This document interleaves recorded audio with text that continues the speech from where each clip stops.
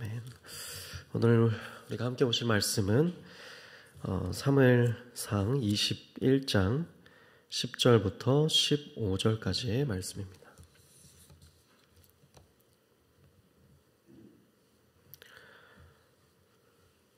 사무엘상 21장 10절부터 15절까지의 말씀, 다 찾으셨으면 한 절씩 교독하도록 하겠습니다. 그날에 다윗이 사울을 두려워하여 일어나 도망하여 가드왕 아기스에게로 가니,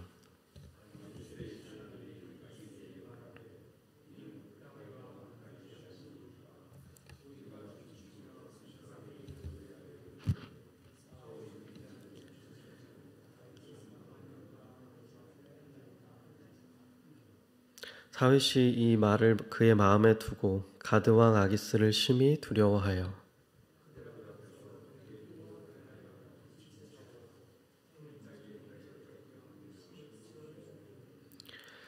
아기스가 그의 신하에게 이르되 너희도 보거니와 이 사람이 미치광이로다. 어찌하여 그를 내게로 데려왔느냐? 내게 미치광이가 부족하여서 너희가 이 자를 데려다가 내 앞에서 미친 짓을 하게 하느냐? 이 자가 어찌 내 집에 들어오겠느냐 하니라. 아멘. 네, 오늘 이제 다윗의 아기스 앞에서의 모습이 나와 있는 본문을 함께 읽어보았습니다. 이제 다윗이 어제 본문에서는 요나단과의 이별 이후에 향했던 곳이 제사장 아히멜렉이 있었던 성막이 있었던 놉 땅, 그곳으로 피했었습니다. 거기서 먹을 것도 얻을 수 있었고 그가 골리앗과 싸워서 이길 때 사용했던 무기 또한 얻을 수 있었습니다. 그리고 나서 그가 오늘 본문 10절에 나타난 바와 같이 그날 이제 다른 곳으로 향하게 됐던 모습이 나오고 있습니다. 그날에 다윗이 향했던 곳은 10절 말씀에 나와 있다시피 바로 가드왕 아기스에게로 향했었습니다. 이방 땅 가드로 그가 지푸라기라도 잡는 심정으로 향했던 것으로 보입니다. 그가 이곳으로 피할 수밖에 없었겠죠. 바로 이 10절의 말씀에 다윗의 마음 상태가 나와 있다시피 다윗이 심히 두려운 중에 있었습니다. 놉 땅에 계속 그곳에 머물러 있을 수만도 없었던 것이죠. 최대한 멀리 그가 할 수 있는 모든 것을 하고자 했었을 것입니다. 아마 그 와중에 지푸라기라도 잡는 심정으로 향했던 곳이 가드였던 것으로 보입니다. 그곳에서 그 왕 아기스 앞에 서게 되었던 것이죠. 그런데 11절에 아마 다윗이 무언가 하나 좀 피하고 의지하고 기댈 곳이 없을까 향했던 그 가드에서의 신하들의 반응이 결국 그에게 좋지 못하다는 것을 알게 되는 부분이 나오고 있습니다. 보시면 11절에 그곳의 신하들이 그를 향해서 이렇게 말하는 모습을 상세히 기록하고 있는데요. 그들이 이르기를 이는 그 땅의 왕 다윗이 아니니까 라고 하면서 마치 상세하게 이스라엘 가운데서 이 다윗과 사울의 관계를 그리고 그들에게 있었던 일들을 너무나도 잘 알고 있는 듯한 말을 하고 있는 모습을 볼 수 있습니다. 보시면 무리가 춤추며 이 사람의 일을 노래하였다라고 하면서 여인들이 이전에 불렀던 노래의 구절까지도 기록하고 있습니다. 사울이 죽인 자는 천천히요 다윗은 만만이로다 라고 노래했던 그 다윗이 아닙니까? 라고 말합니다. 그러하기에 그 땅의 왕은 물론 사울이지만 여기서 11절에 그들은 그 땅의 왕 다윗이 아니니까라고 이렇게 표현했던 것으로 보여집니다. 한마디로 위험한, 그들이 받아들여서는 안 될, 혹은 어쩌면 여기서 그들이 다윗을 처단해야 할 그런 인물임을 신하들은 알려주고자 했던 것이죠. 그들은 그처럼 그 땅의 상황을 상세히 알고 있던 것으로 보여집니다. 12절에 다윗이 그 말을 듣고 보였던 반응이 또 자세히 나와 있습니다. 이 말을 들은 다윗이 결코 마음이 편할 수가 없었겠죠. 여기서는 그가 머물 곳이 아니라는 판단을 빠르게 내릴 수밖에 없었을 것입니다. 10절에 다윗이 두려워하여 가드 땅으로 떠났다라고 기록이 되어 있다면 12절에는 이제 한층 더 심각한 두려움에 휩싸인 다윗의 모습을 기록하고 있는 것을 알 수 있습니다. 그 말을 다윗이 마음에 두게 되고 가드 왕 아기스를, 그 왕을 이제 심히 두려워하게 되는 모습이 기록되어 있습니다. 10절에서는 사울이 두려워하여서 가드 땅으로 왔는데 이제 가드 왕 아기스가 더 두려운 존재가 되어서 자기 눈앞에 있는 그 왕을 또 피해서 다른 곳으로 가고자 그 순간에 빠르게 위기를 모면하는 다윗의 모습을 우리가 오늘 또 마주하게 됩니다. 그가 했던 즉각적인 행동은 바로 13절에 나와 있죠. 즉각적으로 그는 행동의 변화를 주게 됩니다. 그들 앞에서 바로 미친 채를 하였던 것입니다.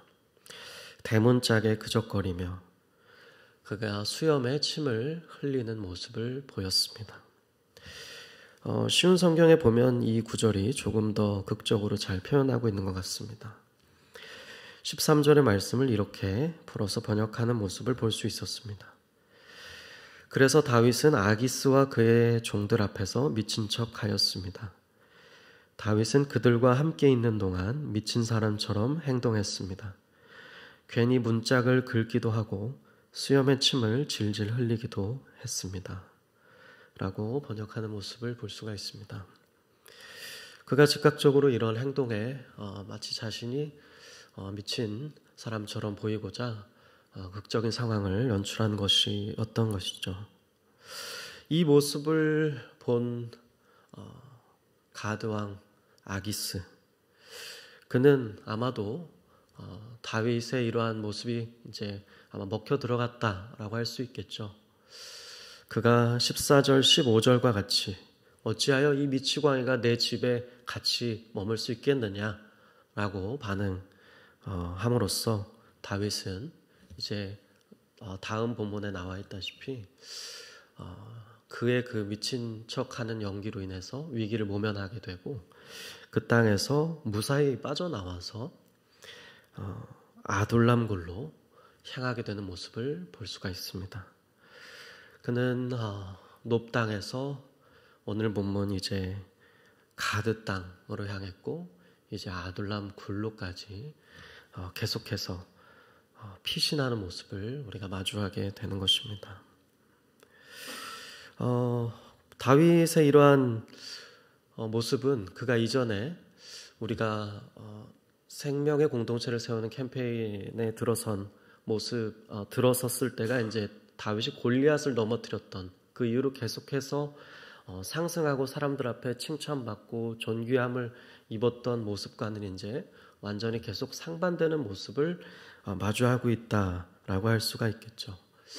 그가 사무엘에게 기름 부음을 받고 또 골리앗도 무너뜨리고 또 이제 사울 왕과 함께 머물면서 사람들에게 인정도 받고 하는 모습 속에서는 그가 계속 상승만 할 줄 알았지만, 그리고 사울은 계속 하강하는 모습을 그리고 있지만 그가 즉각적으로 바로 왕의 자리에 오른다든지 사람들의 인정 속에서 마냥 평탄한 길로 상승만 하고 있지는 않은 모습을 오늘 본문이 보여주고 있습니다.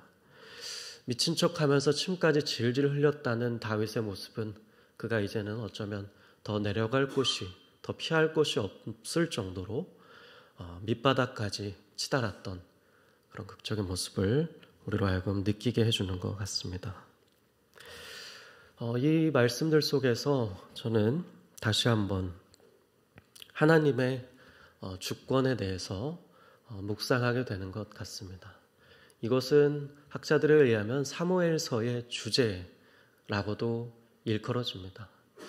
앞부분에 한나의 노래가 사실 사무엘서에서 크게 강조되고 있는데 그 한나의 노래에서 주제되는 또 핵심 부분 중에 하나가 하나님께서는 이제 그 높이시고 낮추시는 그분의 뜻대로 높이시기도 하고 낮추시기도 하는 분이심을 노래하는 모습을 우리가 볼 수가 있는데요. 바로 이 한 나라에 또 여러 나라에 벌어지는 이스라엘 역사서인 사무엘서를 보게 될 때 우리가 하나님의 주권 가운데서 하나님의 뜻 가운데서 한 인물이 높아지기도 하고 낮아지기도 하고 하는 이러한 모습 속에서 그분의 세밀한 역사하심 또 그분의 주권을 느낄 수가 있게 되지 않나 싶습니다. 다윗이라는 인물이 높아지는 듯 하다가도 하나님께서는 또 그분의 뜻 가운데 그를 또 이 본문 가운데서는 한없이 또 낮은 자리로 있게 하시는 모습을 보게 되는 것입니다. 그러면서 다윗은 아마도 사울과는 다르게 더 하나님의 사람으로서 성숙하고 낮아지고 빚어지게 되었을 것입니다. 그러하기에 저는 오늘 본문을 마주하면서 하나의 또 다윗의 시를 떠올리게 되었습니다. 제가 떠올렸던 부분은 시편 28편이었는데요. 시편 28편에는 유명한 7절 부분에 다윗이 고백한 여호와 하나님을 향한 신앙 고백이 등장하고 있죠. 아마 제가 읽어드리면 익숙하실 수 있을 겁니다. 찬송으로도 많이 활용되는데 28편 7절에는 다윗의 이러한 고백이 나타납니다. 여호와는 나의 힘과 나의 방패이십니다. 내 마음이 그를 의지하여 도움을 얻었도다. 그러므로 내 마음이 크게 기뻐하여 내 노래로 그를 찬송하리로다. 이 시편입니다. 그 이후에 다윗의 고백과 기도가 또 이어지는데요. 마지막 두 절도 함께 읽어드리면 이렇습니다. 여호와는 그들의 힘이시요 그의 기름 부음 받은 자의 구원의 요새이시로다. 주의 백성을 구원하시며 주의 산업에 복을 주시고 또 그들의 목자가 되시어 영원토록 그들을 인도하소서라는 간청으로 이 시는 끝이 나게 됩니다. 이러한 다윗의 시들을 기억해 볼 때 또 이 다윗의 인생 스토리를 함께 연관해서 기억해 볼 때 다윗의 이러한 신앙 고백과 그의 면모는 그저 그냥 입에 발린 말로 나온 것이 아니고 그의 삶 속에서 체화된 참으로 진실한 신앙 고백임을 느낄 수 있게 해주는 것 같습니다. 오늘 우리는 어떤 자리에 어떤 모습으로 서 계십니까? 우린 때로는 강한 믿음의 면모를 보이기도 하고 또 하나님의 사람으로서 좀 스스로 보기에도 뿌듯하고 잘한 일을 한다고 느낄 때도 있는 것 같습니다. 물론 그렇지 않을 때가 더 많기도 합니다. 때로는 위축되고 때로는 환난과 어려움 앞에 아무 힘도 내지 못하고 낙심하고 좌절하기도 합니다. 그러나 그 가운데서 우리가 어떠한 모습으로 때로는 우리가 높아지기도 하고 낮아지기도 하는 이런 삶 속에서 어떠한 모습으로 나아가야 하겠습니까? 아마 우리가 보여야 할 우리가 어떠한 상황과 처지와 환경 속에 있더라도 우리가 보여야 할 모습은 사실은 동일하다고 느껴집니다. 우리가 보여야 할 모습은 하나님 앞에 우리 자신을 그 모든 일을 이끌어 가시고 내 삶의 주관자 되시고 온 역사를 인도하시는 하나님 앞에 겸손히 우리 자신을 낮추고 하나님의 주권을 인정하며 하나님을 의지하는 모습일 것입니다. 그래야 해서 저는 마지막으로 함께 야고보서의 말씀을 찾아보면서 오늘 말씀을 마무리했으면 좋겠습니다. 야고보서에서는 유명한 또 비슷한 말씀이 등장하기 때문인데요. 함께 야고보서의 말씀을 보면서 우리가 하나님 앞에 이 새벽 기도의 시간을 마무리했으면 좋겠습니다. 4장 6절의 말씀인데 같이 한번 찾아서 합독함으로 마무리하도록 하겠습니다. 야고보서 4장 6절에 나오는 말씀을 같이 한 목소리로 읽어보겠습니다. 시작. 그러나 더욱 큰 은혜를 주시나니 그러므로 일렀을 하나님이 교만한 자를 물리치시고 겸손한 자에게는 은혜를 주신다 하였느니라. 아멘. 오늘 우리가 어떠한 모습, 어떠한 상황 가운데 나와왔든지 간에 오늘 이 말씀처럼 하나님의 주권을 인정하고 우리가 교만한 모습 가운데 혹시 나오고 우리 마음속에 그러한 모습이 있다면 하나님 앞에 이 시간 다시 한번 우리의 연약함과 하나님의 크심을 인정하고 우리 자신을 겸손히 낮추며 주님께서 주실 은혜를 구하는 모습으로 나아갔으면 좋겠습니다. 그리고 상황과 우리의 모습이 그와는 반대로 낙심하고 마치 오늘 보면 다윗의 모습처럼 쓰러져 있는 상황 가운데 있더라도 하나님께서 다시 나를 회복시키시고 하나님만이 내게 은혜를 주시고 나를 다시 일으키실 분이라는 믿음을 가지고 겸손히 하나님께서 주실 은혜를 간절히 엎드려 구하시게 되는 저와 여러분이 되었으면 좋겠습니다. 그렇게 나아갈 때 주 앞에서 낮추며 겸손함으로 나아갈 때 하나님께서 우리에게 이 시간도 오늘 하루도 때를 따라 돕는 은혜를 허락하실 줄로 믿습니다. 그렇게 다시금 은혜를 입는 이 새벽이 되는 귀한 새벽 기도의 시간이 되시기를 주님의 이름으로 축복합니다. 함께 기도하겠습니다. 좋으신 하나님, 우리의 인생을 이끌어 가시고 인도하신 하나님, 우리의 모든 삶의 주권이 바로 주님께 있음을 고백합니다. 하나님께서 이 새벽에도 주님 앞에 낮추며 하나님의 은혜를 구하며 나아가고자 하는 우리에게 은총 베풀어 주시고 우리로 하여금 다시금 겸손한 하나님의 사람으로서 하나님 안에 힘을 얻고 은혜를 입어 새롭게 다시금 세워져 주의 일을 귀하게 감당하며 아름답게 오늘 하루도 살아내는 귀한 믿음의 사람들 될 수 있도록 축복하여 주옵소서. 감사하며 살아계신 예수님의 이름으로 기도하였습니다.